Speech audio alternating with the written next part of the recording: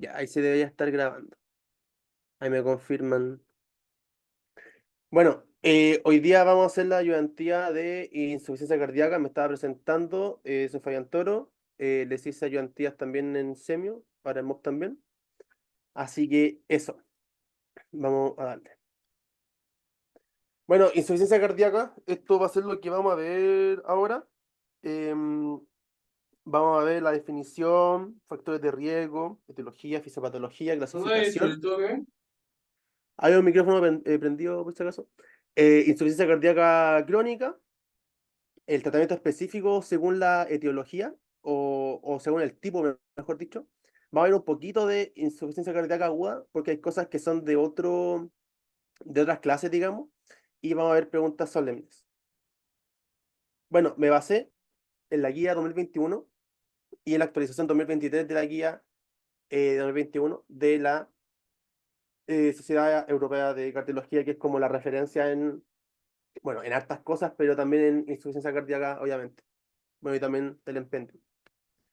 Ya, entonces, definición, la insuficiencia cardíaca es un síndrome. O sea, de por sí, el nombre de insuficiencia cardíaca es un síndrome, que evidentemente va a tener sus signos y sus síntomas, pero finalmente es un espectro amplio. O sea, hay distintos tipos, por decirlo así, de insuficiencias cardíacas. Bueno, entonces, los síntomas principales son la disnea, inflamación de tobillos y fatiga, aunque hay muchos más como vamos a ver más adelante. También presión yugular elevada, crepitantes pulmonares cuando ya se está congestionando el pulmón, edema periférico. Y finalmente hay una alteración estructural o funcional que va a generar distintos cambios, que puede ser un aumento de la presión intracardíaca o disminución del gasto cardíaco. Después lo vamos a ver más en detalle, ¿ya? Esto es como la definición como a secas, ¿ya? Lo que es importante, como decía recién, como es un síndrome, hay hartos tipos de insuficiencias cardíacas, entonces es importante atacar a la etiología, ¿ya? A la causa específicamente que ese paciente está teniendo de insuficiencia cardíaca, ¿ya? Ahí después lo vamos a entender más. Bueno, se da por disfunción miocárdica, puede ser sistólica o diastólica, y también puede haber anomalías en válvulas, pericardio, endocardio, ya, pero por ejemplo, hay cosas que ya son como de otras clases, ¿ya? Entonces, en algunas cosas voy a ser como más superficial, porque por ejemplo, acá, anomalía de válvula, claro, pues si yo tengo una estenosis, bueno, no sé si han visto bien o han estudiado bien el tema de las válvulas, pero por ejemplo, si hay una estenosis de una válvula, de la aórtica, por ejemplo, va a disminuir el gasto cardíaco, y eso va a generar una insuficiencia cardíaca. Ya, pero ahí vamos a ir viendo. Una pericarditis, por ejemplo, compresiva también va a generar dificultad. Bueno, y puede generar una IC, causarla o contribuir a la misma.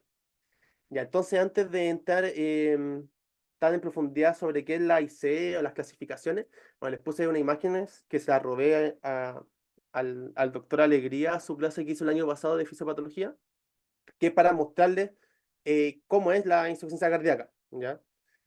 No saco nada diciendo tantas definiciones y tantas cosas, sino les muestro qué es. Bueno, acá hay una radiografía de una paciente que en un par de años evolucionó a esto, ¿ya? Entonces acá tiene un corazón de un tamaño normal y acá tiene ya una cardiomegalia, que en este caso viene con una insuficiencia cardíaca. Y así se ve el eco.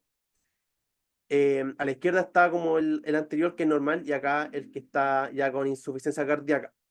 Por si acaso, las ecos de corazón se ven como al revés. O sea, acá están los ventrículos, se ven como arriba, por decirlo así, y las aurículas están acá. Y este es el ventrículo izquierdo, que acá está sumamente dilatado y abombado, ¿ya? Entonces eso va a contribuir, o en este caso va a ser la causa principal de la insuficiencia cardíaca. Después vamos a ver más en detalle por qué se produce. Ya, los factores de riesgo, la verdad es que son los típicos factores de riesgo cardiovascular que también van a ver en hipertensión, que van a ver en dilipidemia y que van a ver en muchas otras enfermedades, en diabetes, qué sé yo. Entonces, sedentarismo, tabaquismo, obesidad, alcohol. Lo que sí me interesa de acá, por ejemplo, es el tema de los microorganismos, ¿ya? Entonces, te puede dar una infección por, bueno, las cosas que salen acá y te puede generar una insuficiencia cardíaca después. Te puede dar por influenza, por microbios, por ejemplo, Trypanosoma cruzi, que es el que genera la enfermedad de Chagas, te puede dar una cardiomegalia por eso, no sé si lo recuerdan de microbiología. También hay fármacos cardiotóxicos como las antraciclinas, que esto ya lo van a ver más adelante en medicina interna, pero por ejemplo hay, no sé, los cánceres de sangre que se tratan con estos fármacos, ya te puede dar una insuficiencia cardíaca lamentablemente, con efecto adverso. Bueno, y otras cosas, dislipidemia, diabetes, bueno, como les dije, en general como factores de riesgo cardiovascular típicos, más infecciones. Ya, respecto a la etiología, son varias, así que no vamos a entrar tanto en ello, pero lo más importante es la enfermedad coronaria, eso es LC, que incluye, ¿no es cierto?, el infarto, y la hipertensión, ¿ya? Esas son las dos causas principales, ¿ya? De hecho, bueno, después lo vamos a ver más en detalle las clasificaciones y lo voy a explicar mejor, ¿ya? Pero hay un tipo de insuficiencia cardíaca que es más de enfermedad coronaria y hay otra más que de hipertensión. Ya, pero en general ambas generan insuficiencia cardíaca. Ya, fisiopatología, voy a dar algo muy cortito porque después lo van a ver en la clase con el doctor Alegría, pero básicamente lo que ocurre es que hay un episodio índice, un episodio primero, por decirlo así, que me va a dañar el corazón.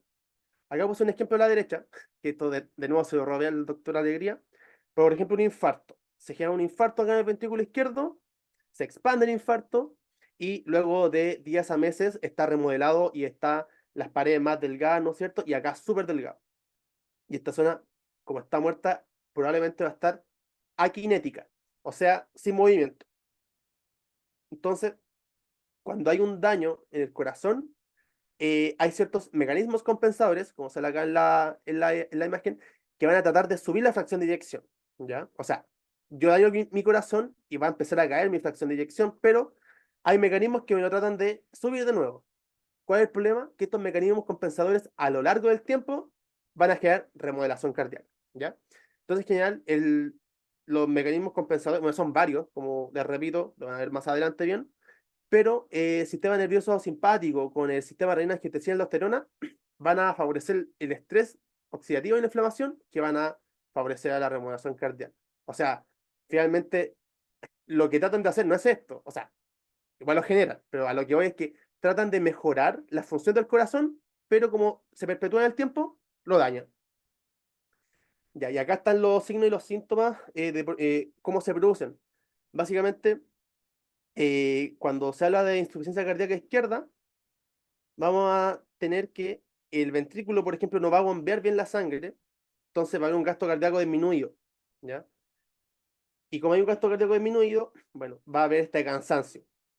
Entonces, no es actividad física, sino de refuerzo anticelular, y además va a haber congestión pulmonar, porque como va a ser poco gasto cardíaco, o va a ser poco volumen, va a haber más volumen en el ventrículo izquierdo, y eso va a aumentar la presión del ventrículo izquierdo, y eso va a generar una presión retrógrada hacia el pulmón. Entonces va a haber congestión pulmonar, y bueno, acá pueden terminar de leerlo después, intercambio, o sea, alteración de intercambio, edema pulmonar, que se puede manifestar, ¿no es cierto?, por estas cosas, ortopnea, disnea paroxística nocturna, que son las típicas cosas que, como semiológicas. Y por otro lado, la congestión derecha, la IC derecha, va a generar como efectos en general en el sistema circulatorio más general. Entonces, va a congestionar el hígado, va a generar ascitis, edema, etc. Ya, antes de entrar en la clasificación, hay que recordar lo que es la fracción de eyección, que en simples palabras es cuánto volumen sale en una sístole, en una contracción, respecto al total que hay. O sea, al final de la diástole hay un volumen total, un volumen X, ya, entonces la fracción de eyección es cuánto sale en la sístole respecto al total que había antes. O sea, finalmente cuánto sale de sangre. Ya, clasificación. Esto es importante. Esto es la cosa más importante que he dicho hasta ahora. Eh, ¿Qué es la clasificación? Tenemos la insuficiencia cardíaca con fracción de eyección reducida, fracción de eyección ligeramente reducida y fracción de eyección conservada. ¿Qué se define como reducida? Bueno, con una fracción de eyección ventricular izquierda menor al 40%. ¿Ya? O sea, esta relación que conté recién, esta división, bueno, recién comenté como la explicación sencilla, pero bueno, es una división. Se divide este volumen que sale entre el total que había al final de la diástole. Entonces, si esa relación está menor al 40%, o sea, sale poco volumen, es reducida. ¿Ya? Además de los síntomas y signos, que tiene que estar presente en las tres clasificaciones. En el caso de ligeramente reducida, es del 41 al 49%. Y la conservada tiene mayor al 50%.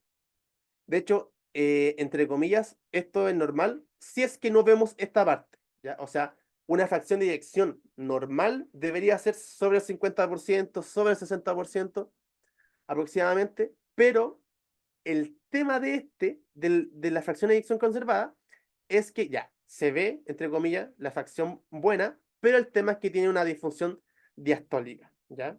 Entonces, cuando el ventrículo se relaja para recibir la sangre, hay altas presiones de llenado, ¿ya? Y eso va a generar o es la insuficiencia cardíaca. Y esto, bueno, la verdad es que lo determina ahí el cardiólogo con la ecografía. Ah, ya, y se me olvidó decir que esto se calcula con ecografía, ¿ya?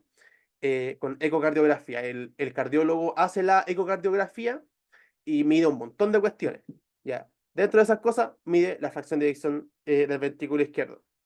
Y es importante recalcar que, por ejemplo, si un paciente tiene una enfermedad que no es cardíaca, como la anemia, por ejemplo, o por ejemplo un hipotiroidismo, claro, va a generar síntomas parecidos a la insuficiencia cardíaca. No sé si lo recuerdan de semiología, pero básicamente lo mismo, como cansancio, como que le cuesta caminar, qué sé yo, entre otras cosas, pero sin un diagnóstico de una falla cardíaca, sin un diagnóstico de una alteración en el corazón, no es una insuficiencia cardíaca, aunque evidentemente puede estar concomitantemente. Y esto es lo que les explica. Esto es un corazón normal, ¿ya? Que al, al hacer la sístole va a enviar un 60%, 50%, qué sé yo, pero cuando hay disfunción sistólica, que es cuando está de 40 a 50% o menos de 40%, lo que ocurre es que, bueno, si se dan cuenta, este corazón está como más dilatado, ¿no es cierto? Entonces le va a costar más trabajo mandar hacia la circulación este volumen, ¿ya? O sea, tiene más sangre, pero si se dan cuenta, las paredes son más delgadas, entonces tiene menos fuerza. Entonces finalmente va a mandar menos sangre de la que debería, ¿ya? Y en el caso de la disfunción diastólica, el tema es que, bueno, como dice acá, los ventrículos están más rígidos, por decirlo de alguna forma. Entonces les cuesta más llenarse. A pesar de que mandan una fracción de eyección bien, lo que mandan, o sea, la relación está bien, como la división está aparentemente bien. Pero el tema, si se dan cuenta, este ventrículo, esta cavidad es mucho más pequeña que esta. Entonces, a pesar de que esa división esté bien, es poco lo que se manda. Entonces, finalmente, igual está reducido el gasto cardíaco.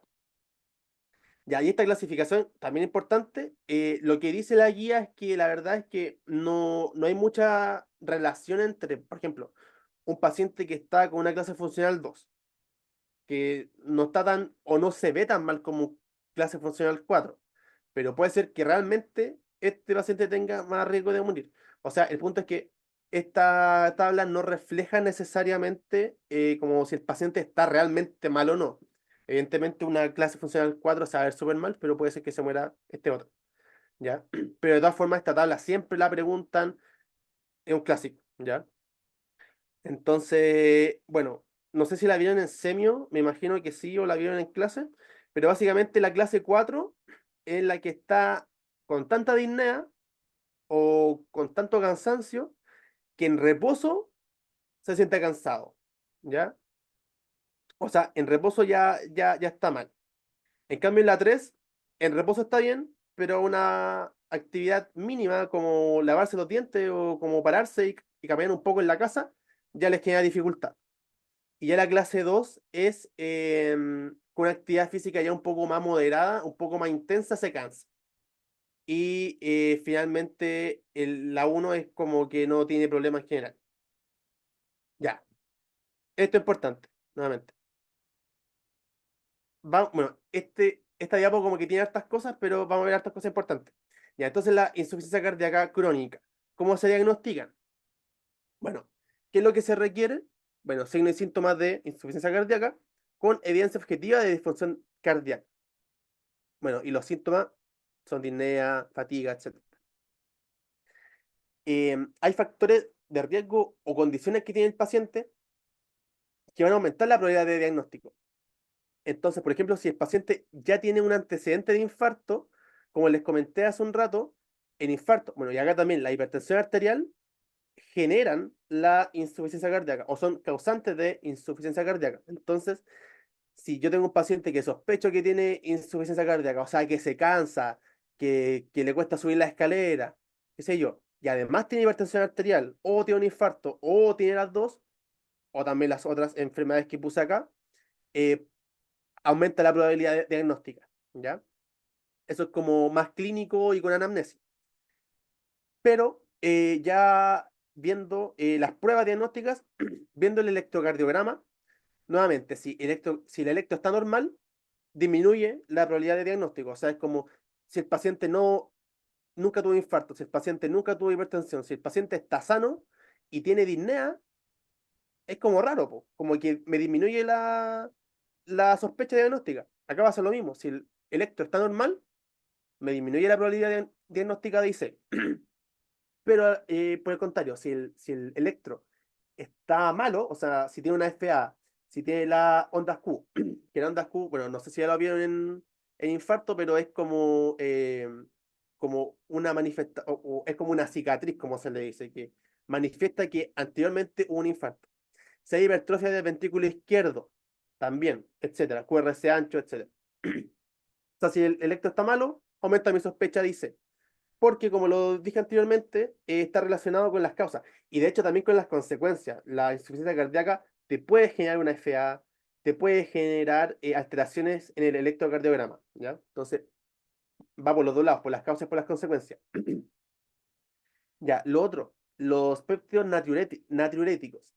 Estos se usan, la verdad es que no sé si se usan de rutina, pero si los podéis pedir, pídelo para confirmar. Pero lo que hacen los péptidos natriuréticos, lo vamos a ver al tiro. em, lo que hacen los péptidos natriuréticos son, bueno, se liberan ante el estiramiento de, de los ventrículos o del corazón en sí, ¿ya? Entonces, por ejemplo, yo, bueno, acá está el corazón normal, empiezo a tener insuficiencia cardíaca, se empieza a dilatar el corazón, bueno, el corazón mismo va a liberar BNP, ANP, etcétera, porque estos tienen un efecto que ayuda a botar líquido, ¿ya? De hecho, por eso se llama péptido natriurético, porque favorece la natriuresis, o sea, botar sodio, y si boto sodio, boto agua, y si boto agua, disminuye mi volumen, ¿ya? O sea, si yo tengo mucho volumen en mi cuerpo, evidentemente me va a empeorar la insuficiencia cardíaca, porque mi corazón va a tener que hacer más esfuerzo. ¿Alguien no sé si va a hablar o se escucha el micrófono? Ya, entonces, los péptidos natriuréticos, bueno, acá están los rangos. Bueno, este no se usa en Chile, acá sale en el Empendium, aparece que esto no se usa, pero esto sí. Entonces, acá están los rangos. Entonces, si yo tengo un BNP bajo, va a disminuir mi sospecha diagnóstica. O sea, mi corazón no está dilatado, básicamente. Ahora, si está mayor a 35, aumenta mi sospecha diagnóstica. Y voy a decir, oye, es probable que tenga una insuficiencia cardíaca. ¿Ya? Ahora, también se piden pruebas básicas, las típicas que, bueno, estas como que se tienen que pedir siempre, o sea, como la urea, bueno, estos electrolitos plasmáticos, creatinina para ver si hay alguna falla renal, hemograma para ver, por ejemplo, si tengo anemia, función hepática y tiroidea. Ya, estas sirven como para descartar otras etiologías. O sea, por ejemplo, yo puedo tener síntomas de insuficiencia cardíaca, pero tener un hipotiroidismo, ¿ya? Eh, Puedo tener una anemia y presentar síntomas de insuficiencia cardíaca, pero es una anemia. Entonces, esto es importante porque cuando uno va haciendo un diagnóstico, no solamente tiene que ir por el lado de lo que me confirma, sino también tengo que ir por el lado de lo que me descarta, ¿ya? Entonces, claro, cuando uno ve a un paciente, los síntomas no sabe qué tiene, entonces, claro, uno va haciendo pruebas y ahí va viendo eh, qué es lo que uno sospecha más o no, y las pruebas te van ayudando a descartar ciertas cosas y a confirmar otras cosas. Bueno, y acá la ecocardiografía es la clave, ¿ya? Es como lo más importante, porque lo que va a hacer es medir la función cardíaca, que eso es lo que queremos. Y recordemos que la clasificación que dije delante es en base a la FEBI, a la fracción de eyección del ventrículo izquierdo, y eso solamente lo puedes obtener con un ecocardio, ¿ya? Y además de ver la fracción de eyección, puede ver, por ejemplo, si es que hay una disfunción diastólica, que me va a servir para el diagnóstico de la insuficiencia conservada, con fracción de eyección conservada, etcétera. Puede ver un montón de cosas más. Eh, Puede, por ejemplo, si la hipertrofia ventricular izquierda es excéntrica o concéntrica. ¿A qué se refiere esto? Mira, si volvemos acá, esta sería una excéntrica. O sea, mira, acá tengo la normal, tengo de cierto tamaño el ventrículo, pero acá crece, o sea, es excéntrica, como que, como que crece hacia afuera, por decirlo de alguna forma. En cambio, la disfunción diastólica o la insuficiencia cardíaca con fracción de eyección conservada, si se dan cuenta, en vez de crecer hacia afuera como este, entre comillas, crece hacia adentro. Con crecer hacia adentro me refiero como a las paredes. Entonces, en este caso sería concéntrica, o sea, hacia adentro, hacia el centro. Y está excéntrica, excéntrica, concéntrica. ¿Ya? Entonces, eso también lo puede ver el eco. Entonces, el eco ve muchas cosas. Es súper importante y es finalmente como el gold standard para saber si un paciente tiene o no insuficiencia cardíaca. De hecho, por ejemplo, con esto de la NIA, New York, no sé qué cosa, esto es clínico. Esto yo lo veo haciéndole preguntas al paciente. Yo no puedo saber si un paciente tiene insuficiencia cardíaca solamente viendo esto.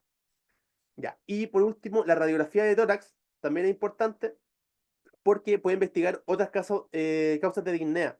Entonces, por ejemplo, si yo tengo un paciente que ya tiene disnea, ya le saco una radiografía y tiene el pulmón, no sé, con un derrame pleural o tiene un edema, qué sé yo, bueno, ahí quizás me orienta a otra cosa. De hecho, también puedo ver el tema de, por ejemplo, si tiene una cardiomegalia, que la verdad es que si es que tengo el eco da un poquito lo mismo. Pero, por ejemplo, ¿qué pasaría si yo quiero diagnosticar a un paciente que está en urgencias? Bueno, quizás en la crónica no vaya a la urgencia, una aguda sí, pero no está el cardiólogo para que haga el eco. Bueno, quizá una radiografía con un electro, con un BNP, me pueden apoyar el diagnóstico harto. Entonces, no solamente quedarse con el ego. Si es que no está, hay que ver por otro lado. Bueno, volviendo al BNP, dime, Francisco. Una pregunta. Sí, dime. Eh, el NT Pro BNP que salía en la diapositiva anterior, ¿qué es? Mm. Ah, ya. El Mira, que está ahí. en esta diapositiva lo muestra. Bueno, lo que pasa acá es que ya, este es como, ya muestra como la fisiopatología y cuando el miocardio se dilata o siente como esta tensión, se va a activar un gen, el BNP, que va a producir una proteína que es pre-pro-BNP. Bueno, esto ya es como muy, muy fisiopatológico, pero finalmente se divide en NT-proBNP y el BNP. Entonces, finalmente, yo puedo ver en el laboratorio ambas. Yo puedo medir esta o esta, y cada una tiene sus rangos. Entonces, finalmente, entre comillas, como que significan lo mismo. O sea, el valor clínico es lo mismo. O sea, si yo tengo el BNP elevado, es porque hay mucho estiramiento de mi corazón. O sea, tengo insuficiencia cardíaca. Por otro lado, si tengo elevado el NT pro BNP me indica lo mismo. Solamente que en diferentes rangos. ¿Se entiende? Ah, ya, gracias. Ya.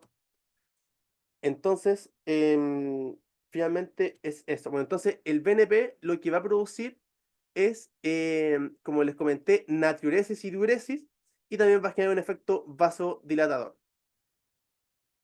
Bueno, y acá justamente lo que estaba explicando es eso, el BNP, que es el que tiene la acción biológica, va a ir a actuar a diferentes receptores, que lo que van a generar es, bueno, acá dice los efectos fisiológicos del BNP, que son estos. Bueno, ya los mencioné, natriuresis, diuresis, va a disminuir la actividad simpática, etcétera. Entonces, finalmente lo que hace son, digamos, como cosas buenas. De hecho, cuando lo vean en fisiopatología, el doctor Alegría ve al BNP como un mecanismo de compensador bueno, ¿ya?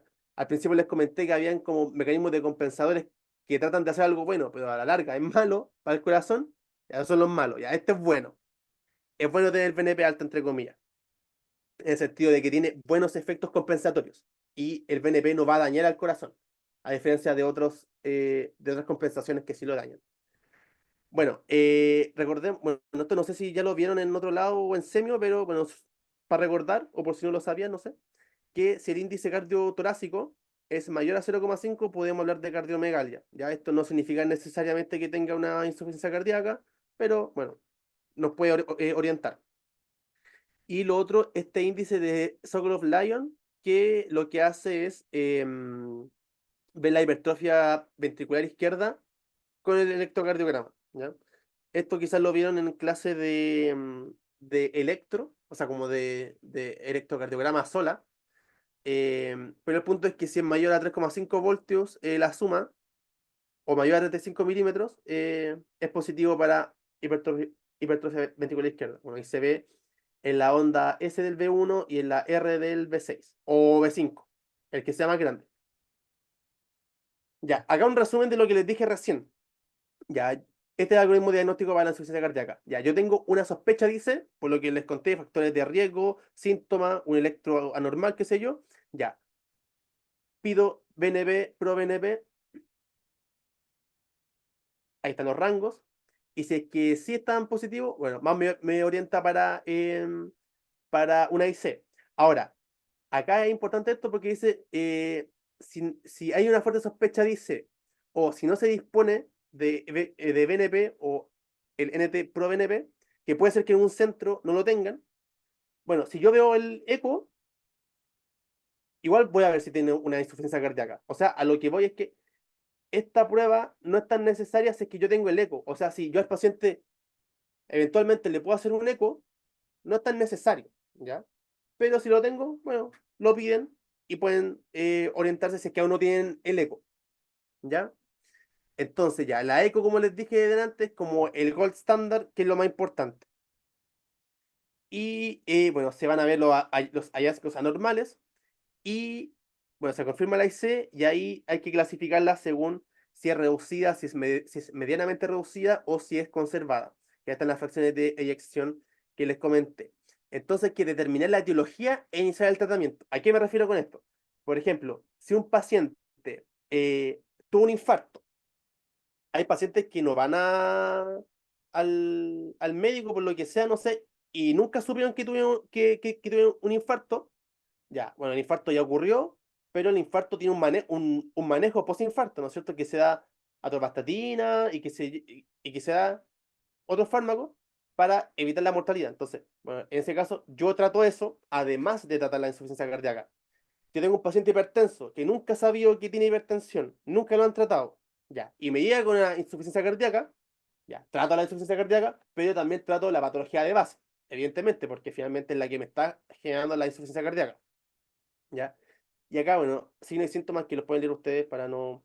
eh, bueno, que no tiene sentido que lea una tabla. Eso. Ya, ¿cuál es el tratamiento de la IC con fracción de eyección reducida? Bueno, los objetivos son estos: reducir la mortalidad, prevenir las hospitalizaciones recurrentes y mejorar la calidad de vida.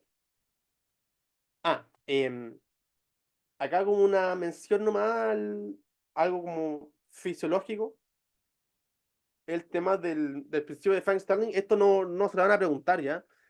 Y tampoco me quiero adentrar mucho en esto para no hacerla más larga, pero si se acuerdan de la ley o el principio de Frank Starling, lo que ocurre es que a más precarga, o sea, más dilatación o más presión al final de la sístole, el, el corazón tiene la capacidad de mandar ese volumen a la circulación sistémica. O sea, si yo aumento la precarga, tengo la capacidad de aumentar mi contractibilidad para aumentarla. Pero llega un punto, ¿no es cierto?, que baja. Ya, el punto es que toda esta curva en la insuficiencia cardíaca está alterada. Entonces está acá bajito. ¿Y cuál es el objetivo del tratamiento? Bueno, tratar de subir esta curvita para que se aproxime, entre comillas, un poquito más a lo normal. No es importante que sepan esto, se los doy como dato para que sepan que el tratamiento influye acá. Ya. Tratamiento, ahora sí que sí. Ya, esto me imagino que ya se los mencionaron como los cuatro fantásticos, ¿no es cierto? Que son los IECA, los ARA2, los beta bloqueo, los antagonistas del receptor de mineralocorticoides y la dapaglifosina y empaglifosina. Ya, yo igual les quiero hablar un poquito como de la farmacología, muy por encima, para que entiendan también para qué sirven estos fármacos, porque igual de pronto es fome que te digan nomás, ya, este fármaco y este fármaco para IC. Ya, pero ¿por qué? Así que eso les voy a explicar ahora también. Ya, pero en este punto, bueno, los IECA son los inhibidores de la enzima convertidora de angiotensina. Los ARA2, bueno, lo voy a explicar después, así que no tiene sentido que lo explique ahora. Pero el punto que quiero llegar acá es que yo tengo que dar un beta bloqueador, tengo que dar un antagonista del receptor de mineralocorticoides, que el típico es la espironolactona. Tengo que dar un ISGLT2 que puede ser la dapaglifosina o empaglifosina. Sé que ahora quizás estoy hablando en chino, sí, y sobre todo si es que no, si es que no han estudiado, pero al tiro lo voy a explicar más en detalle. Ya, pero el punto es que ya, llevo los tres, beta bloqueo, este y este. Ya, el punto es que acá tiene que ser uno de los tres, o sea, o es un IECA, o es un INRA, o es un ARA2, ¿ya? Ahora lo voy a explicar más en detalle, así que tranquilidad, tranquilidad. Ya, pero primero que nada, los beta bloqueadores lo que hacen es actuar disminuyendo la frecuencia cardíaca, disminuye la conducción cardíaca y disminuye la contractilidad. Entonces, finalmente, el objetivo de los beta bloqueos es evitar como esta como sobreactividad que está teniendo el corazón, porque lo que está haciendo el corazón es compensar la disminución del gasto cardíaco. Si se acuerdan de esta fórmula del gasto cardíaco, si yo disminuyo el gasto cardíaco, ¿ya? Si lo disminuyo porque tengo un volumen sistólico pequeño, ¿qué es lo que voy a hacer? Aumentar la frecuencia cardíaca. De nuevo, ese es uno de los tantos mecanismos de compensación que tiene la IC. Pero ¿qué pasa si yo cada vez me quedo con menos volumen sistólico? Tengo que aumentar más la frecuencia cardíaca para mantener el gasto cardíaco relativamente normal. Pero llega un punto que el corazón tiene que andar tan rápido que finalmente el corazón no va a recibir bien el oxígeno. O sea, se va a descompensar más y más y más. Es como un círculo vicioso. Después en fisiopatía lo van a ver más en detalle. Pero eso a simple rasgo. O sea, yo no puedo aumentar la frecuencia cardíaca infinitamente. O sea, yo no puedo llegar a 300 de frecuencia cardíaca. Hay un límite. O sea, va a haber un punto en el cual esto va a estar súper descompensado. Lo que hace el beta bloqueo es bajarle la máquina, por decirlo así, al corazón. Va como a frenarlo para que él mismo no se canse. ¿Ya? El que más se usa en ¿cómo se llama? En IC, es el bisoprolol. Ah, y también les comento el tema de los fármacos para que si les ponen en la prueba bisoprolol o les ponen carvedilol o qué sé yo, sepan a qué familia pertenecen. Igual creo que lo de los beta bloqueos y los alfa, qué sé yo, lo ven como en la unidad uno de fármaco, pero los siguientes quizás no lo han visto. Ya. Este es el eje renina-angiotensina-aldosterona. ¿Ya? Que esto quizás lo recuerdan de fisiología, ¿ya? O quizás el doctor Boris también se lo mostró hace poco. Ya, pero recordemos que en el riñón se produce la renina, que va a convertir el angiotensinógeno que se produce en el hígado en angiotensina 1, ¿ya? Y la angiotensina 1, gracias a la enzima convertidora de angiotensina que está en el corazón, va a producir angiotensina 2. Y la angiotensina 2 va a actuar en dos receptores, el AT1 y el AT2, que son receptores de la angiotensina. Y específicamente el AT1, lo que va a hacer es liberar aldosterona. ¿Ya? ¿Cuál es el tema? El, este eje es uno de los mecanismos compensadores que les comenté al principio, que les dije que el sistema nervioso simpático y el sistema renina angiotensina aldosterona compensan como la falla cardíaca. Ya, a largo plazo es malo. Entonces, ¿qué va a hacer la aldosterona? Va a aumentar la congestión. ¿Por qué? No sé si, no lo puse, pero la aldosterona, sí, sí, sí, lo puse más adelante. Acá. La aldosterona lo que hace es que, en simples palabras, es que ingrese el sodio hacia el intravascular y que bote potasio. ¿Ya? Entonces, lo que va a hacer es retener agua. Entonces, si ya dijimos que la clínica los síntomas que tiene un paciente estar congestionado y me aumentan la aldosterona, más me va a congestionar y más síntomas voy a tener y más va a empeorar mi insuficiencia cardíaca. Entonces, ¿qué es lo que hacen los IECA? Que son los inhibidores de la enzima convertida de angiotensina. Es bloquear a este nivel, o sea, va a evitar que se transforme la angiotensina 1 en 2 y qué sé yo. O sea, el resultado neto, el resultado final es que no haya aldosterona o que disminuya la aldosterona. ¿Ya? Entonces, por un lado, va a disminuir los síntomas y por otro lado, va a evitar que se perpetúe estos síntomas. Entonces, los IECA, como el enalapril, el captopril, qué sé yo, que el enalapril es el que más se usa así como ambulatorio. El captopril es como más de urgencia. El enalapril, que es como típico, actúa a este nivel, bloqueando esta transformación, entonces finalmente va a disminuir la aldosterona, que eso es bueno. Por otro lado, los receptores, o sea, los bloqueantes de receptores de angiotensina, eh, que son los arados, que el típico es los sartán, va a actuar más abajo, va a bloquear el receptor, como dice acá, de angiotensina 2. O sea, va a actuar acá. Bueno, de hecho debería decir los bloqueantes del receptor tipo 1 de angiotensina 2. Entonces, este fármaco va a actuar acá. Entonces, ¿qué va a hacer? Va también a generar el mismo efecto. Va a disminuir la aldosterona. Por lo tanto, va a evitar que el cuerpo retenga ¿cómo se llama? Tanto volumen y tanto sodio. Y por el contrario, se va a botar. Ya. Los otros, los inhibidores de la SGLT2. Estos son los típicos, los dapaglifosina y epaglifosina. ¿Ya? Y SGLT2, la dosis es súper fácil, es la más fácil de todas, creo yo. Son 10 miligramos cada 24 horas. Ya. ¿Qué es lo que ocurre acá?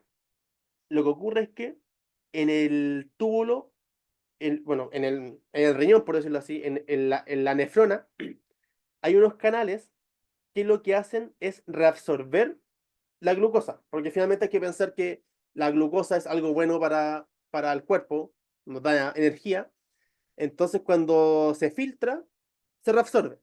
Entonces, en un paciente normal, ¿no es cierto?, se reabsorbe el 100%, a diferencia de los pacientes diabéticos, que bueno, lo van a ver más adelante, pero en los pacientes diabéticos hay tanta glucosa en su sangre que se saturan estos canales y por eso es que se genera una glucosuria, ya, pero es un tema de más adelante.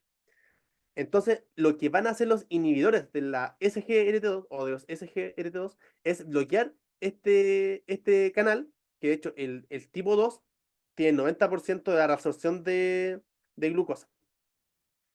Entonces, como va a bloquear la reabsorción de glucosa, se va a botar la glucosa por la orina. ¿Y qué pasa si yo boto la glucosa por la orina? Es como cuando uno bota sodio por la orina. Tiene un efecto osmótico. Y este efecto osmótico va a hacer que también pierda agua. ¿Ya? Entonces va a generar natriuresis. Bueno, y además de botar perdón, glucosa, también bota sodio. No me acuerdo ahora cuál era el mecanismo, pero creo que el ISGT2 como que dependía de sodio y de glucosa, algo así. Ya, pero el punto es que botáis glucosa y botas sodio. Y por lo tanto, bueno, esta tabla es para que la revisen después, pero el punto de este esquema es que hay una protección renal y cardíaca. O sea, los ISGR2, de hecho, son fármacos que inicialmente se inventaron para diabéticos, ¿ya? De hecho, por eso tiene que ver con todo este tema del azúcar. Pero el punto es que se demostró que también tiene un efecto cardíaco, ¿ya? Ahí eso ya no es que no importe, lo pueden ver después, pero para que no se alargue tanto. Pero el punto es que tiene buenos efectos, muchos beneficios.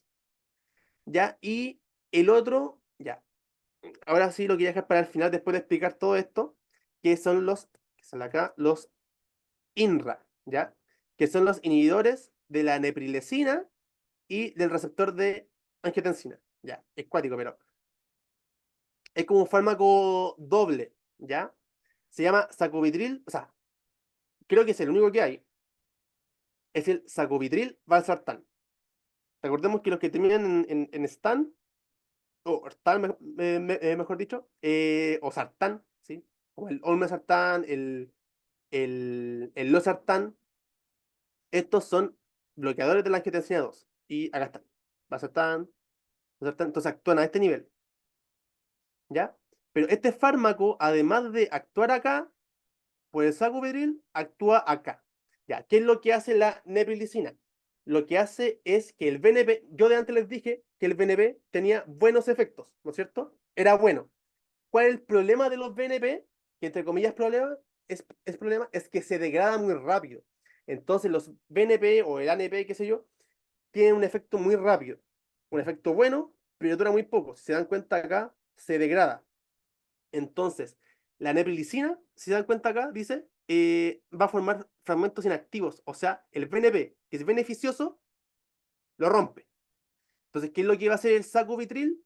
Va a bloquear la neprilicina, entonces no se va a romper tanto el VNP, por lo tanto el VNP va a aumentar, o mejor dicho, no se va a degradar tanto y van a haber efectos mejores.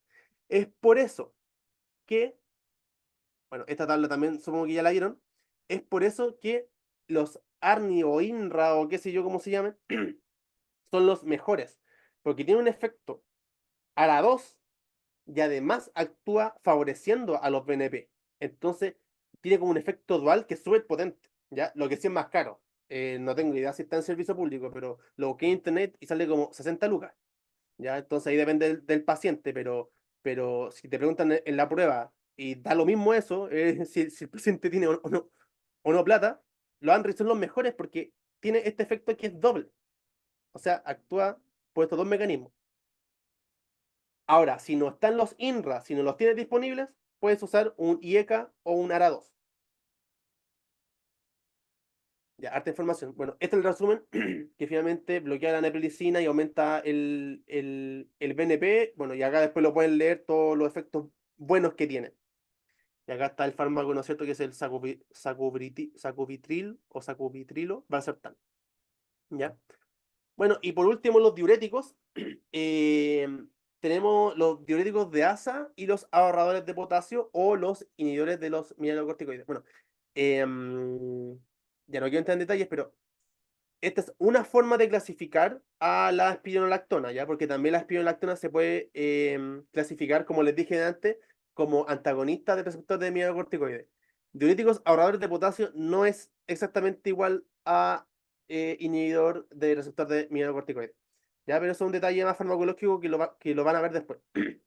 ¿Ya? ¿Qué es lo que hace la furosemida? Que es un diurético de asa. Ya, normalmente nosotros tenemos este canal o este transportador que en la nefrona lo que hacen es reabsorber el sodio. Bueno, y también estos otros electrolitos, pero lo importante es el sodio, porque si yo meto sodio, meto agua y retengo agua, ¿ya? ¿Qué pasa si yo bloqueo este canal? Voy a botar sodio por la orina y por lo tanto voy a botar también agua. Entonces, ¿qué es lo que hacen los diuréticos de asa? Bloquean este canal para que en vez de reabsorber el sodio, yo lo bote y yo al botarlo, boto agua. ¿Ya? Entonces, por eso es que funcionan los diuréticos de asa, que el principal es la furosemida. Y la aldosterona, ya les comenté un poquito, que finalmente lo que hace es reabsorber sodio, por lo tanto, aumenta el volumen intravascular. Y lo que haría un inhibidor de mineralocorticoides, del receptor mineralocorticoides, es bloquear este canal y en vez de meterse el sodio hacia el intravascular, lo va a botar. ¿Ya? Eso ya lo pueden ver más en detalle después, pero finalmente lo que hace la aldosterona es favorecer la generación de bombas sodio-potasio y los ENaC, que son estos canales de sodio. Entonces el efecto neto normal de la aldosterona es que, ¿no es cierto?, entre sodio. Ya lo he mencionado hartas veces. Y que bote potasio. Entonces se evita esto y yo, o sea, con el inhibidor de receptor de mineralocorticoides, evito esto y sale sodio. Ya, acá es importante, algo que quizás se lo pueden preguntar, es que tenemos la espironolactona y la eplerona. La espironolactona suele generar ginecomastia, que es finalmente que se generen mamas en los hombres. Entonces se prefiere en los hombres la eplerona. Ahora el problema es que tengo entendido que la eplerona no está tan disponible, no sé si en Chile o en el servicio público en general, así que finalmente igual al hombre se le da la espironolactona, pero lo ideal si es que les aparecen las alternativas, si es un hombre y aparecen estas dos, la eplerona, para evitar los efectos secundarios que sería la ginecomastia. Ya, entonces acá está el resumen del tratamiento. Ya hablamos del beta bloqueo, hablamos de esta categoría que son los IECA o ARNI, o sea, o ARNI, o sea, como escoger los IECA o los ARNI, que también acá pueden estar los ARA2, em, los antagonistas del receptor de mineralocorticoides, que ya vimos cómo funcionaba, y los ISGLT2. O sea, este es el tratamiento básico. Dime, Francisca. Hola, es que me confundí porque siento que nombraste muchos medicamentos y me confundí en cuáles eran al final los cuatro fantásticos. Ya, los que están acá, que sería el beta bloqueo, los beta bloqueantes, como el bisoprolol, ya los que terminan en LOL, ya esos, los antagonistas del receptor de mineralocorticoides, que puede ser la spironolactona o la eplerenona, los inhibidores de la ISGLT2, o sea, los inhibidores o sea, del SGLT2, que puede ser la dapaglifosina o la empaglifosina, y además acá se puede usar los IECA, que serían el enalapril principalmente, o se pueden usar los ARA2 como el losartán, o se puede usar los ARNI como el sacubitril valsartán, que ese es el mejor. ¿Ya? Los ARNI, que la verdad es que es uno nomás, es el sacubitril valsartán, ese es el mejor, la mejor opción. Eso, Ya, ahí sí me quedó claro, gracias. bacán. Ya, entonces, además de estos cuadros fantásticos que se tienen que dar en todos los pacientes con la fracción de eyección reducida, además de eso, hay que ir viendo el tema de, por ejemplo, los síntomas. Entonces, si un paciente, tú ya estás con todo esto, y el paciente anda ok, pero después le da una sobrecarga de volumen, o sea, por ejemplo, tú el paciente lo ves con edema, creo que hay algo en el chat. Ya, lo leo al tiro, espera. Si yo tengo un paciente que ya está con todo esto y tiene mucho edema, ponte tú, o tiene un edema pulmonar, ya, yo le voy a dar diurético em, para botar la sobrecarga de volumen, ¿ya? Ahora, ya, lo que voy a hablar ahora quizás ya es más de especialista, así que yo la verdad es que no voy a hablar mucho de esto, pero por ejemplo, si un paciente tiene una fibrilación auricular, también hay que ver el tema de la fibrilación auricular. Entonces, por ejemplo, dar anticoagulación. Si el paciente, por ejemplo, tiene una etiología isquémica, se puede poner un desfibrilador automático implantable, etcétera. Ya estos son como manejos ya más específicos porque ya tienen que ver que tengas IC y además otra cosa. Ya entonces ya un poquito más específico. Acá de hecho también habla de la IC avanzada, ¿ya? La IC avanzada es finalmente una insuficiencia cardíaca crónica que no responde a tratamiento, entonces el paciente cada vez está peor y tú tenés los cuatro fantásticos y le tratáis más síntomas y el paciente no responde, ya, estos ya son pacientes que ya están muy malitos y hay que pensar, por ejemplo, en trasplante cardíaco y bueno, acá están las siglas que yo la verdad no sé qué, por eso les puse esto, ¿ya? Pero ya son como terapias más de especialista, ¿ya?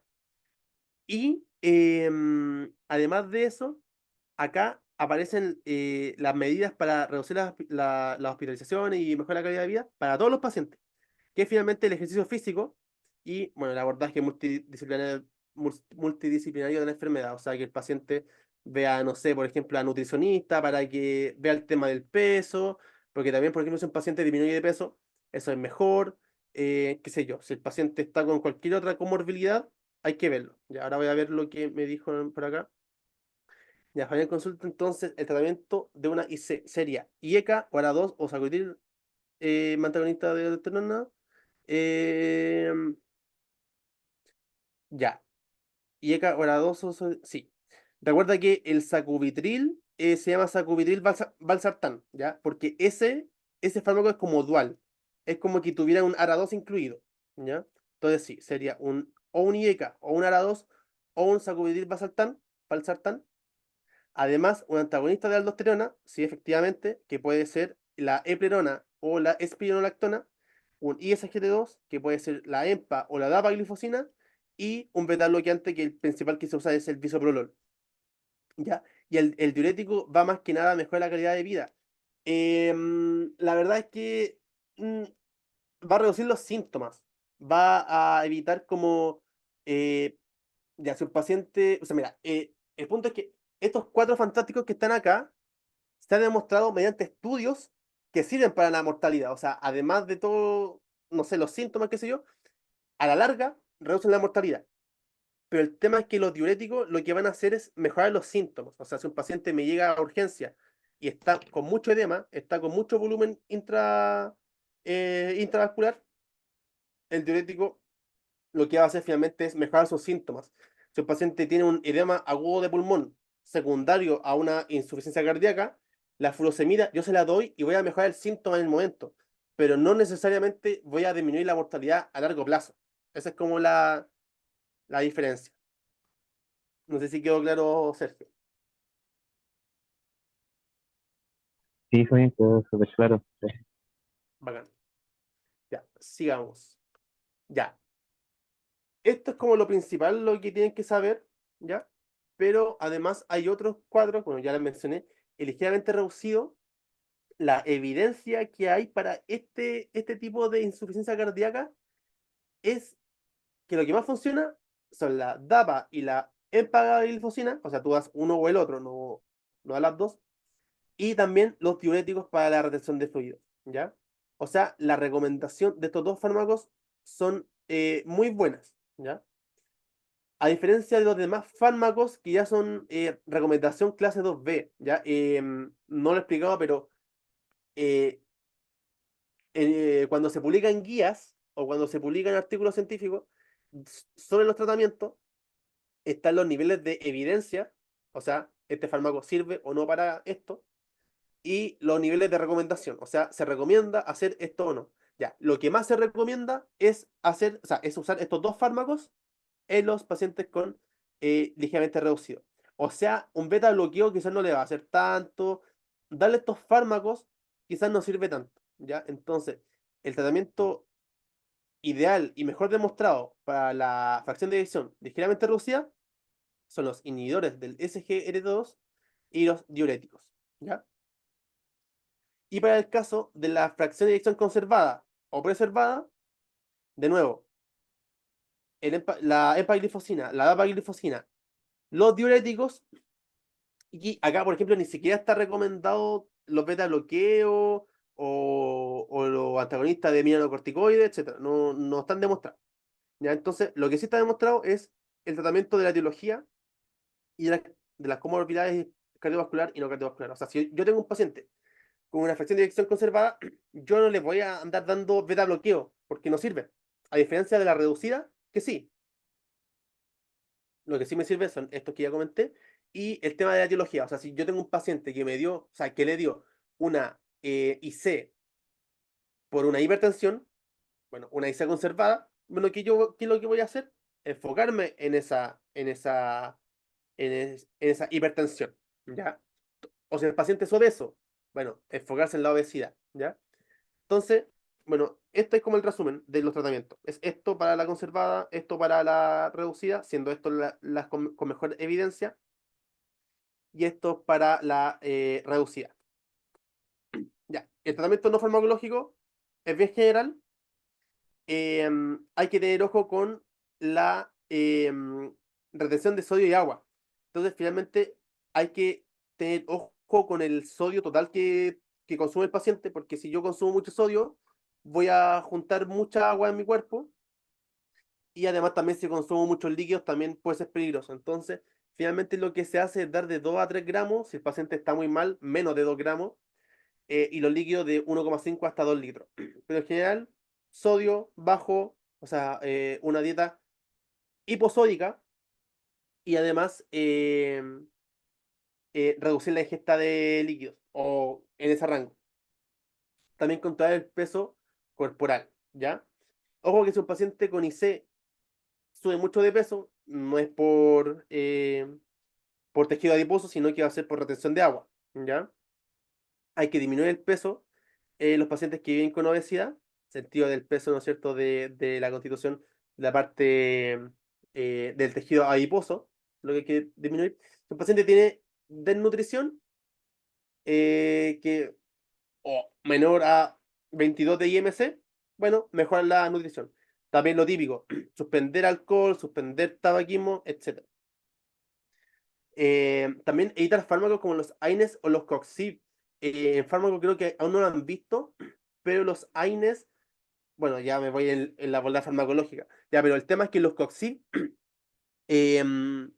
como el Celecoxib, el Etoricoxib, que son como los primos, por decirlo así en simples palabras, del ibuprofeno, ¿ya? Son como los primos, por decirlo así. Tiene mucha mortalidad cardiovascular, ¿ya? Entonces, todos los fármacos que, bueno, y puse acá muchos más porque en la guía la verdad que sale un montón de fármacos. Yo puse estos nomás, pero son un montón. Pero tratar de evitar los mayores fármacos que tengan efectos adversos posible, ¿ya? También vacunar contra el COVID, la influenza, el neumococo, qué sé yo, porque recordemos que también las infecciones te pueden generar una insuficiencia cardíaca. Claro, acá ya la tiene, pero quizás se la puede empeorar. Bueno, y aumentar la actividad física. Ya, esto es un resumen de lo que he mencionado en la FEBI reducida, ¿ya? Estos están en el Empendium. La verdad es que es lo mismo que dije, así que después lo revisan con calma. Ya, y de la IC aguda voy a hablar muy poco, voy a hablar muy poquito porque son como temas de otras clases. Por ejemplo, el edema pulmonar agudo es de otra clase, la insuficiencia ventricular derecha tiene que ver con infarto, esto cardiogénico también tiene que ver con infarto, entonces son de otras clases, así que esto voy a hablar muy poquito. Ya, si un paciente me llega con síntomas de insuficiencia cardíaca, pero a la urgencia, ponte tú, me llega con mucho compromiso respiratorio, el paciente está muy disnéico, qué sé yo, bueno, yo tengo que empezar a ver qué es lo que tiene. Em, Se detuvo, me sale como que se detuvo, ¿me escuchó? Ahora sí se escucha. Sí, Que dice que como que se pausó el compartir pantalla. ¿Se ve la pantalla? ¿Se ve mi cursor? sí se ve la pantalla. Ah, qué raro. Ya, bueno. Em, a ver. Ya, ahí debería estar bien. Bueno, no sé, me salió un mensaje raro. Ya, el punto. Me llega un paciente de urgencia, descompensado, ¿no es cierto? Con un edema quizás muy fuerte, con finalmente una insuficiencia cardíaca, ¿ya? Muy sintomática, ¿ya? Porque finalmente lo que estaba hablando de la crónica es que le doy un tratamiento para que se compense, para que ande bien, ¿ya? Pero el paciente se puede descompensar, evidentemente, o puede aparecerme una insuficiencia cardíaca de repente, un paciente que no tenía el diagnóstico y le aparece. Y entonces acá hay un montón de exámenes que se pueden pedir para ir viendo más o menos qué causa puede tener el paciente. Ya, entonces, por ejemplo, un electro. ¿Qué puedo encontrar en un electro? En un electro, una arritmia, una isquemia que me puede indicar un infarto, entonces ya, bueno, eso sea para infarto, ya, o sea para otro algoritmo. La radiografía de tórax puedo ver una congestión pulmonar, en una ecografía pulmonar también puedo ver congestión, en un ecocardio puedo ver efectivamente cómo está funcionando el corazón. O sea, básicamente es como lo mismo que yo hago en la insuficiencia cardíaca crónica, pero en la urgencia y tengo que finalmente ver rápidamente qué es lo que tiene el paciente. Ya, acá. Tratamiento de la insuficiencia cardíaca aguda descompensada. ¿Ya? O sea, un paciente que tiene una IC crónica, pero se le descompensa. El paciente, ¿cómo va a descompensarse? Porque va a tener mucho fluido, ¿no es cierto? Mucha agua en el intravascular. Entonces, eso puede o no generar hipoperfusión. La verdad es que el tratamiento es casi el mismo. Si no hay hipoperfusión, igual se le da un diurético para quitar el exceso de volumen. Y si hay hipoperfusión, igual se le da un diurético para botar el volumen. ¿Cómo se puede ver la hipoperfusión? Con el llenado capilar, por ejemplo. ¿Se le alivia la congestión? Bueno, sí, hay que optimizar el tratamiento farmacológico finalmente de base. O sea, si un paciente, ponte tú, bueno, y esto yo lo expliqué, en un paciente con insuficiencia cardíaca crónica, yo le doy los 4 fármacos, ya es verdad, pero parto de a poquito, o sea, le doy la dosis mínima. Si el paciente a la siguiente consulta anda más o menos, ya le subo uno que otro fármaco, ahí uno va jugando, ¿ya? Entonces, finalmente, si un paciente se descompensa, puede ser una, porque no se tomaba bien los fármacos o que las dosis que yo les di no eran adecuadas. Entonces, eventualmente al paciente hay que cambiarle el tratamiento farmacológico. Ahora, evidentemente, si el paciente está con, con todos los fármacos y ya 100% de la dosis, ahí quizá ya es una IC avanzada. Ya, entonces sigamos. Si no se alivia la congestión, bueno, aumento la dosis de diurético, o sea, es como igual lógico, o sea, ya el paciente me viene con alto fluido, ya le doy diurético. Si no responde, bueno, le doy más diurético. Y si ya el paciente sigue sin responder, ¿qué es lo que puede pasar? Es llevar a a una terapia de reemplazo renal, que finalmente puede ser un- una diálisis, ¿ya? La diálisis hay de hartos tipos, creo que son como tres tipos. Una es para sacar, por ejemplo, un fármaco o un tóxico que tenga en mi sangre, o la otra es para sacar un exceso de fluido. También pasa muchas veces en pacientes con enfermedad renal crónica, que también acumulan líquido. Ya, lo que yo lo hago es meterlo en diálisis solamente para sacar el agua. Ya, a eso se refiere con terapia de reemplazo renal. Em, por otro lado, acá es como lo mismo. Si es que no mejora la hipoperfusión, bueno, acá ya se le puede empezar a dar vasopresores como la norepinefrina. Y si persiste el daño, si persiste los síntomas, ya acá de nuevo terapia de reemplazo renal. Bueno, en ambos le pone finalmente también cuidados paliativos. O sea, finalmente si un paciente que ya está a dosis máxima quizá y su tratamiento no sirve y se sigue empeorando y se reagudiza, quizá un paciente que efectivamente se va a morir. Si un paciente que está muy descompensado, a pesar de todo a pesar de hacer todo lo posible, es un paciente que quizás se tiene que ir a cuidados paliativos. ¿Ya? Ya, preguntas tipo solemne. Ya, acá yo me mandé un chascarro. No tengo, no tengo las respuestas correctas, ¿ya? Y tampoco me acuerdo de todas las respuestas, ¿ya? Así que hay que sacarla entre todos. Así que de verdad necesito participación. Ya, ¿qué dicen de la primera? De esta.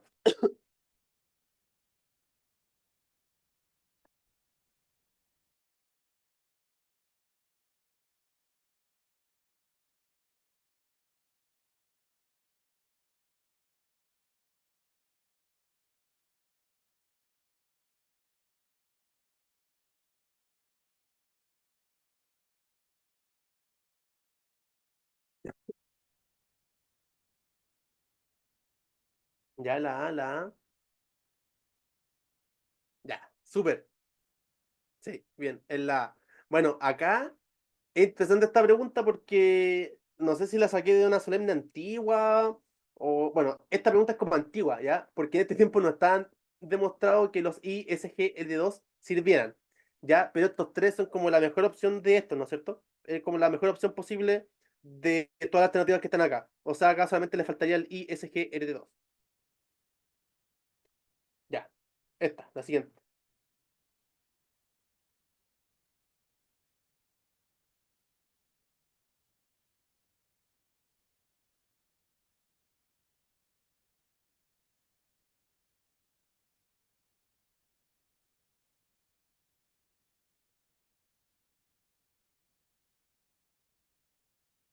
Bueno, esta pregunta igual tiene pillería porque no es solamente de IC, digamos, sino que igual tiene que ver con otras clases que les van a entrar, que finalmente la miocardiopatía o qué sé yo.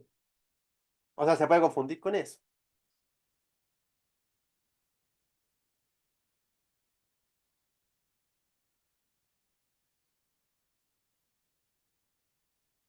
¿Alguien se la juega? Ya vos tienen algo.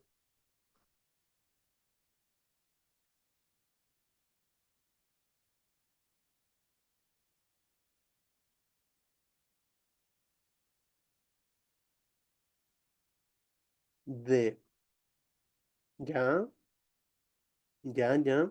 Una respuesta, una respuesta.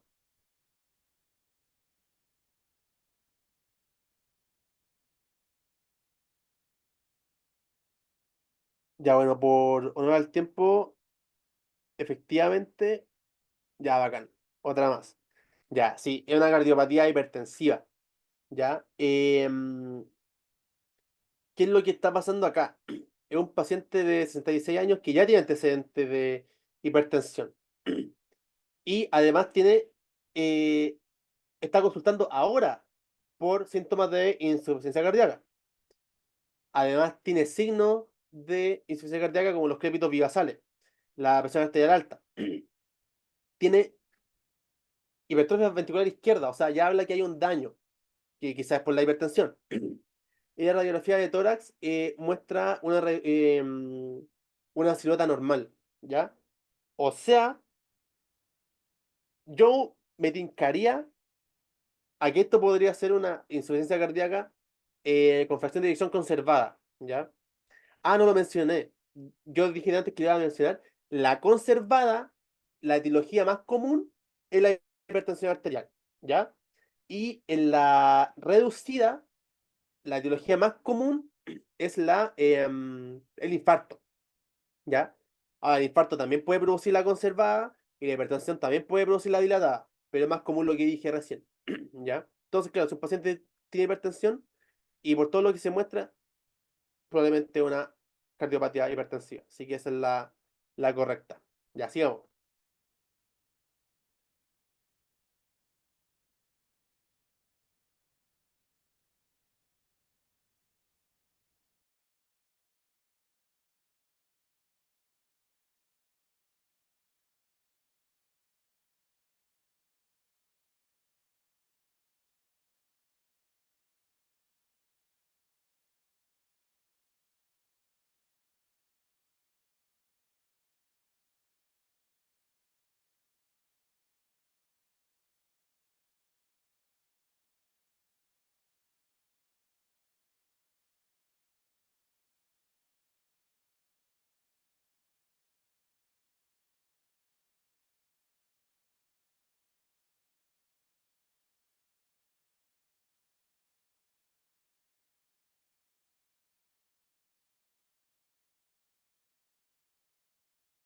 Me van respondiendo. Veo 4 a 5.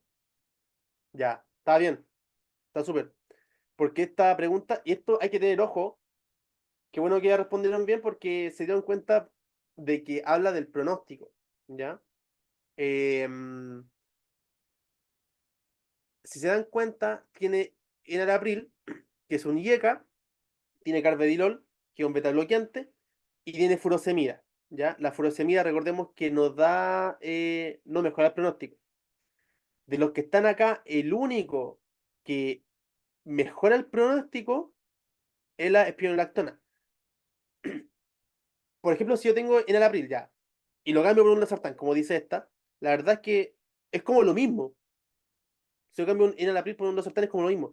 Y acá quiero darles un dato que probablemente lo van a ver en respiratorio, o no sé si lo vieron quizás en semiología. Sí, en semiología me lo dijeron a mí. Que los IECA, como el enalapril, pueden producir tos, ¿ya? Que tiene que ver con un mecanismo X. Entonces, por ejemplo, si un paciente tiene tos, o sea, si me hubiera llegado esto mismo y tiene tos, bueno, quizás el cambio del losartán por el enalapril es bueno por el tema de la tos, porque el enalapril produce tos, o puede producir tos. Ya, esto lo pongo fuera de contexto de la pregunta, ¿ya? Porque eso no va a cambiar el pronóstico, ¿ya? Pero se lo doy como un dato aparte, ¿ya? Que los IECA suelen dar tos. Entonces, muchas veces se prefieren los ARA2 sobre el enalapril, o sea, o sobre los IECA por el tema de la tos. Ahora, si el paciente no tiene tos, se le puede dejar el enalapril por siempre y no pasa nada. Ya, pero ahora, volviendo a lo que pregunta la pregunta, valga la redundancia, claro, de estos fármacos, el que aumenta el pronóstico es agregar la espironolactona. Mira, acá también, carvedilol por propanolol, lo mismo. Estoy cambiando un beta bloqueante por un beta bloqueante. Va a ser lo mismo. La amiodarona y digoxina se dan como en otro momento. De hecho, aparecía en la tabla de más atrás, pero no es de los cuatro fantásticos, no es de los que aumentan el pronóstico. ¿Ya? Ya la siguiente. Sí.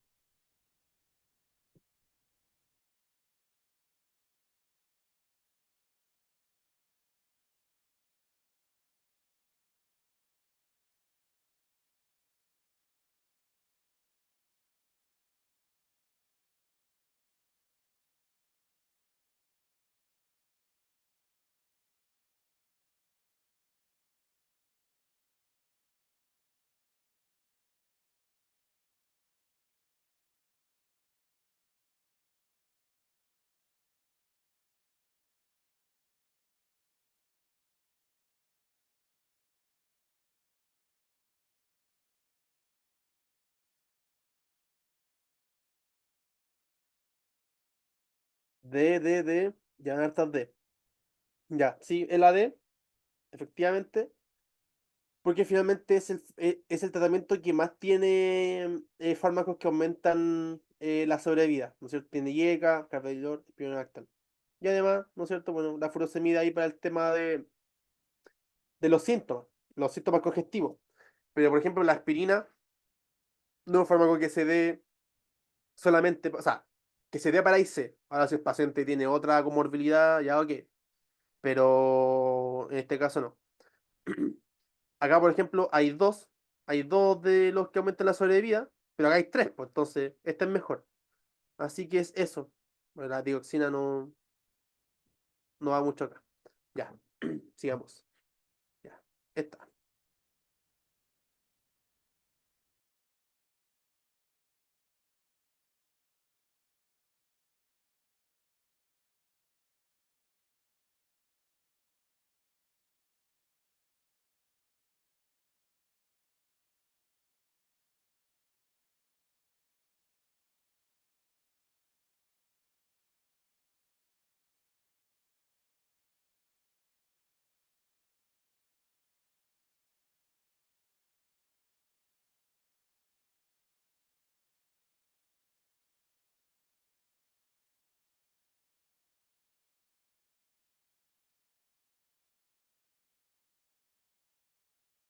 Ya, una C, una C.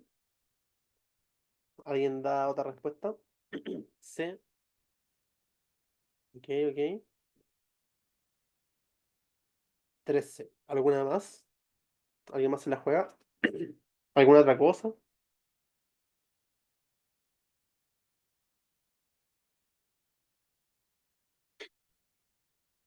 Ya, ok. Pero el punto de esta pregunta es que tiene una insuficiencia cardíaca. Recordemos que la insuficiencia cardíaca,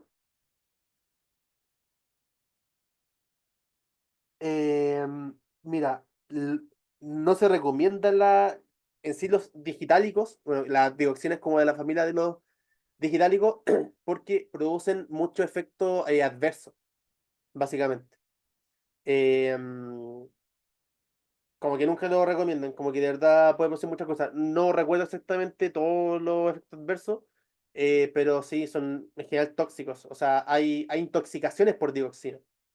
Sí, hay intoxicaciones por dioxina, creo que hay alteraciones en el electrocardiograma y qué sé yo. O sea, la dioxina es un fármaco full de especialista que me imagino que los cardiólogos lo usarán en algún momento, pero en general no se da.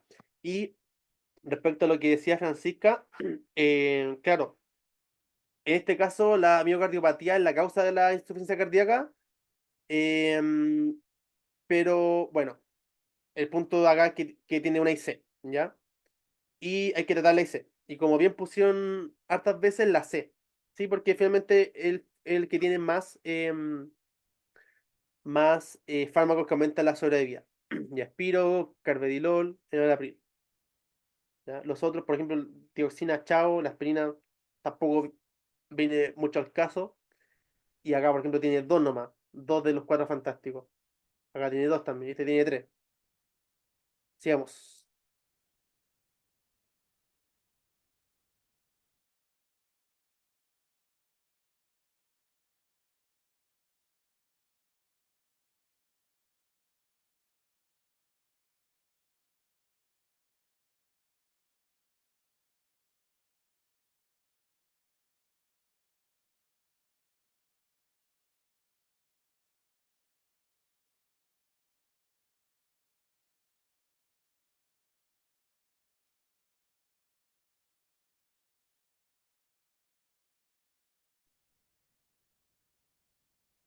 Y ahí están tirando más alternativas. Dos.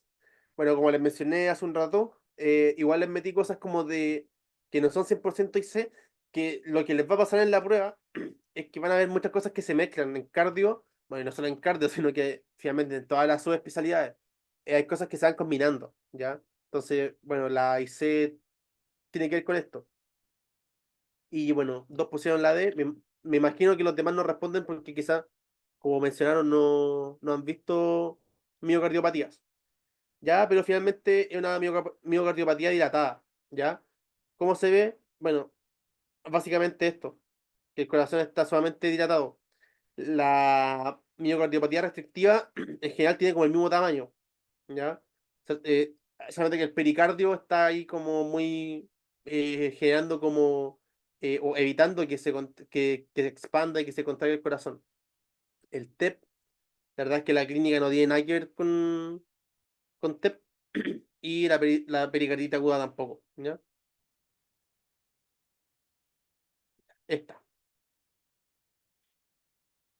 De nuevo, no es directamente relacionada a IC, pero se relaciona. Y es algo que vimos en la ayudantía recién.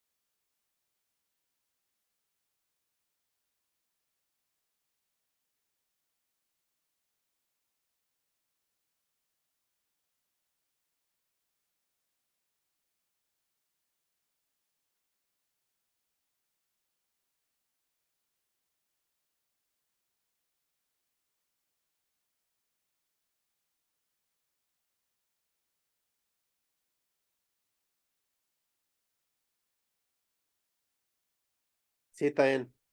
Básicamente es el tema del Sokolov, que está en 37. Si es mayor a 35, indica una hipertrofia ventricular izquierda, ¿ya? Que puede ser, ¿no es cierto?, estar concomitante con una IC. Por eso lo puse. Ya, y este también lo mencioné.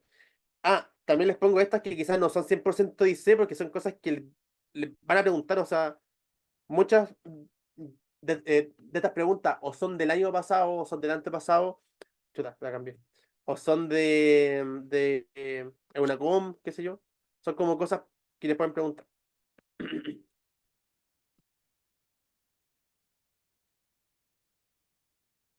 Esta es de libro.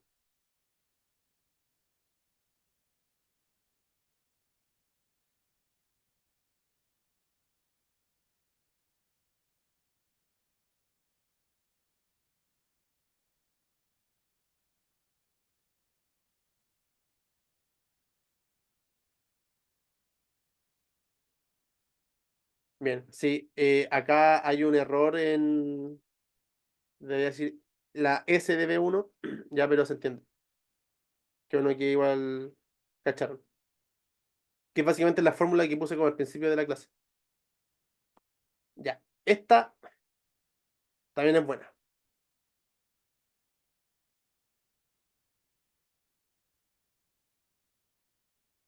No sé si han visto hipertensión pulmonar, pero efectivamente se relaciona con IC.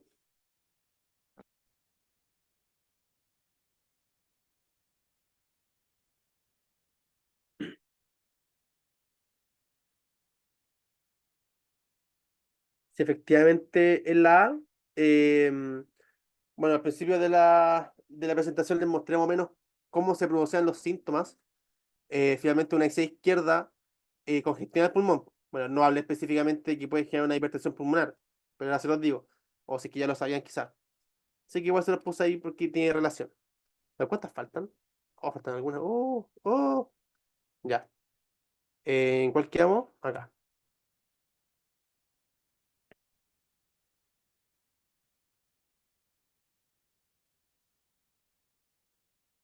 Esta tampoco la dije, pero se las pongo para que practiquen. Y porque me salió a mí en la solemne del año pasado, y es como, ¿what?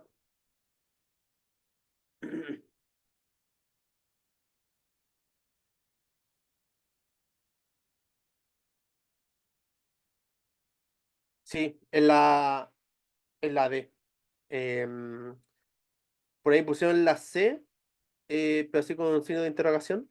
Sí, porque finalmente la infección es una de las causas de insuficiencia cardíaca. No sé si necesariamente de descompensación, pero la causa más frecuente o las causas más frecuentes de insuficiencia cardíaca son la enfermedad coronaria y la hipertensión, pero en este caso la descompensación es finalmente por una mala adherencia al tratamiento. Yo quedé plop cuando vi esta pregunta en la prueba, yo no sabía, así que la pongo acá por lo mismo. Ya, esta es buena. Esta también es de libro. Y estas son las cosas que preguntan. Bien, bacán, bacán, bacán. Sí, está también. Esto también, esta tabla que la guía dice que no tiene tanta relación síntoma con gravedad, pero bueno, lo pregunta en caleta.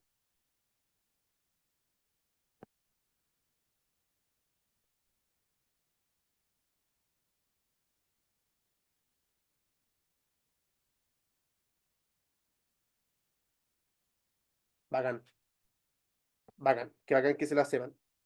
Ya. Porque finalmente si fueron cuatro, sería que en reposo también está cansado. Y acá dice con cualquier actividad física, pero en reposo no. Entonces, cuatro no es. Y como dicen, cualquier actividad física, o sea, el compadre se para, se abotona lo, la camisa y ya se cansa. Entonces ya sería un tres. Bacán. Sigamos.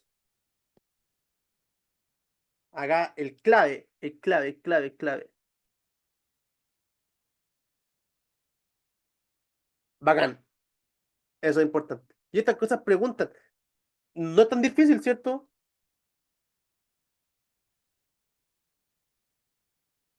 Sabiendo como las bases.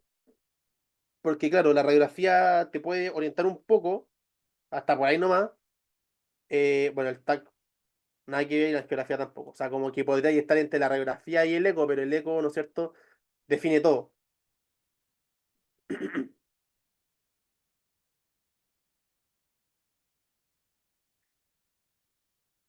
A ver si estás en la sala. Porque hablé por ahí de una molécula y no dije el nombre entero. Me desubiqué.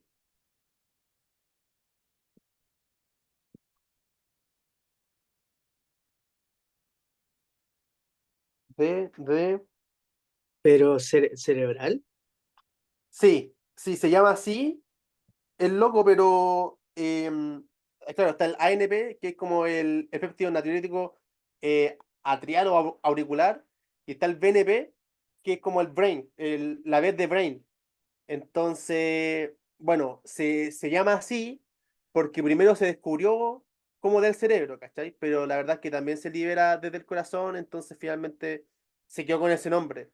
Es un poco como lo que pasa, no sé si se acuerdan, en BioCell de, de los fotosistemas de las plantitas, que el fotosistema 2, perdón, el uno el segundo y el 2 el primero, pero es por el orden como en el que se descubrieron. Entonces este se descubrió en el cerebro y se quedó con ese nombre, pero es el BNP, que tiene que ver con el corazón finalmente, aunque se llame cerebral.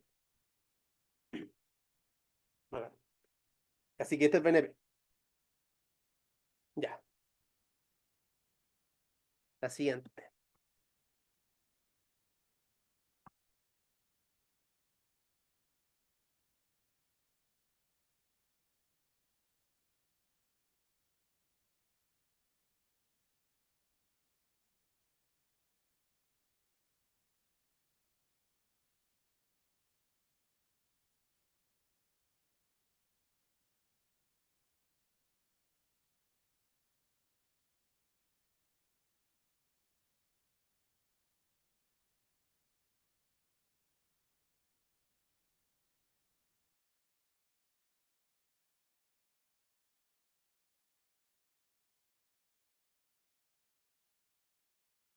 Ya, C,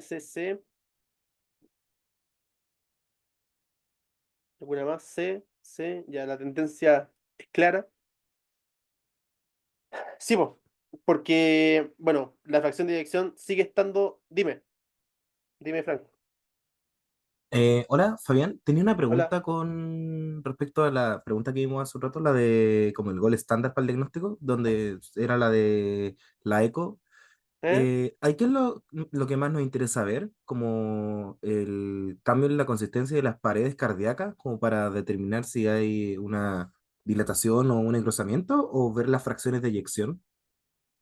Mira, la verdad es que sería, a ver, mira, la verdad es que el eco lo ve el cardiólogo, entonces te va a pasar el informe. Y la verdad es que te va a decir como el diagnóstico al tiro. Ya, pero lo que se ve, por un lado, es la fracción de eyección, o sea, digámoslo, como para verlo de alguna forma, yo lo que vería sería primero la fracción de eyección. Si está menor al 40%, me dice que es una reducida. Si está entre el 41 y el 49, medianamente reducida. Si está sobre el 50, está entre comillas normal, pero la verdad es que el cardiólogo va a ver ahí si es que hay una disfunción diastólica, que finalmente va a tener que ver con las presiones del llenado diastólico del corazón, bueno, y del ventrículo específicamente. Entonces, la verdad es que no sabría decirte si es que se ve una o se ve otra, porque la verdad es que el cardiólogo va a ver todo y el informe va a estar listo, ¿cachai? Va a decir, el paciente tiene esto. O sea, finalmente él te diagnostica la insuficiencia cardíaca. No sé si eso responde a tu pregunta. Sí, comprendo, ahí me queda claro. Va como al criterio de el que toque, al que le toque interpretar el examen. Claro. Gracias. Sí, pues, de todas formas, los radiólogos o los cardiólogos, como en el examen te ponen como los hallazgos como individuales, o sea, el paciente tiene esto, otro, tiene esto, otro, tiene esto, otro, como que te ponen todas las cosas patológicas, las cosas normales, y al final igual el cardiólogo te pone una conclusión y te dice, por ejemplo, insuficiencia cardíaca con fracción de eyección mayor al 50%, o ahí te pone específicamente cuánto tiene, o sea, con 60% y con disfunción diastólica por tal o tal motivo. Entonces, como que el cardiólogo hace toda la pega. Eso. Ya, en esta estaban respondiendo la C y sí, efectivamente, de nuevo los cuatro fantásticos, ¿no es cierto? Son parecidas las preguntas, ¿cierto? Bueno, el paciente sigue estando con una fracción de eyección baja, ¿ya? Entonces, finalmente no ha respondido a estos dos nomás. Entonces, agregarle la aspiro, va a aumentar la sobrevida o va a disminuir la mortalidad. Entonces, como lo mejor de acá. Eh, aumentar la dosis de carvedilol podría ser, pero ¿para qué le vamos a aumentar la dosis a un fármaco que ya tiene si le puedo dar otro fármaco? Y ya hablamos de la dioxina, que como muy tóxica, y la hidralacina, la verdad es que creo que antes se daba más, pero la verdad es que ahora ya no tiene tanta evidencia. De hecho, creo que este es el fármaco que sale en la tabla gigante esa, que se da como más específicamente como en las poblaciones como de etnias negras, pero porque los estudios se han hecho en esas etnias, pero da lo mismo. Los cuatro fantásticos, y acá le agregamos uno más. Ya, siguiente. Ya quedan menos, creo.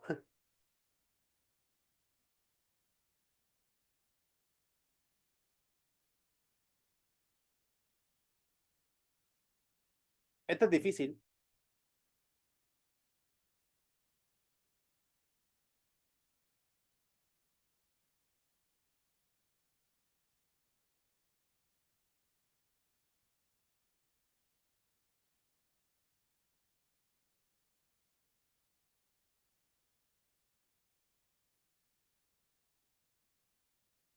Yo esta, como recomendación, la sacaría por descarte.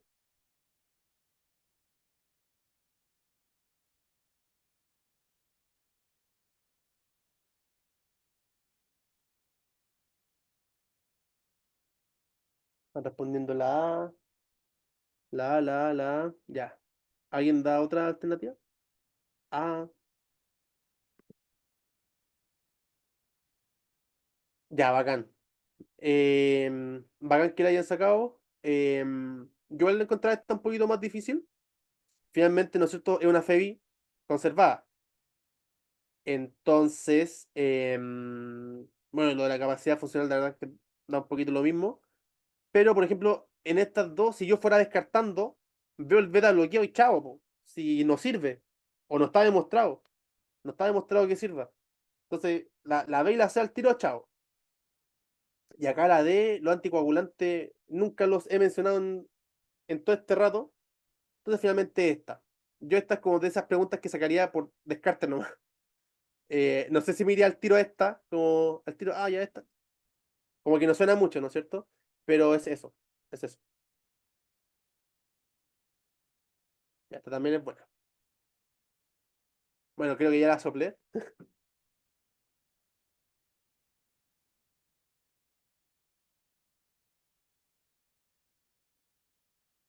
Perfecto. D. Ya, sí, más de lo mismo. O sea, finalmente, eh, primero nos hablan de la FEBI disminuida. Sabemos que los pilares son los cuatro fantásticos y los anticoagulantes no es parte de esa familia. Ahorita ya, ¿quién? Ya. Siguiente.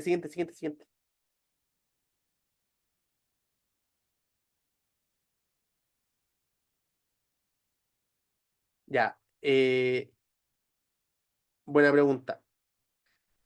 Hay como otra clasificación de insuficiencia cardíaca que no la puse porque, bueno, yo la verdad es que lo que hice fue basarme como en la guía y no salía, pero pucha, es otra clasificación que la verdad es que no la manejo.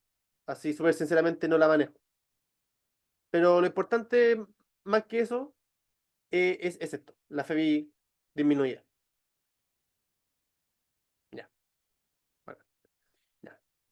Siguiente.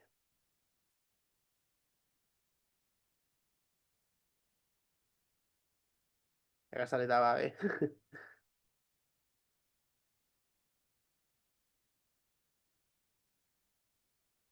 Eco, pone Francisca, eco.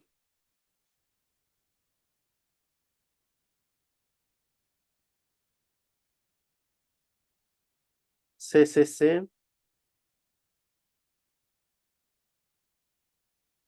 ¿Alguien más? ¿Alguien más? ¿Alguien piensa distinto?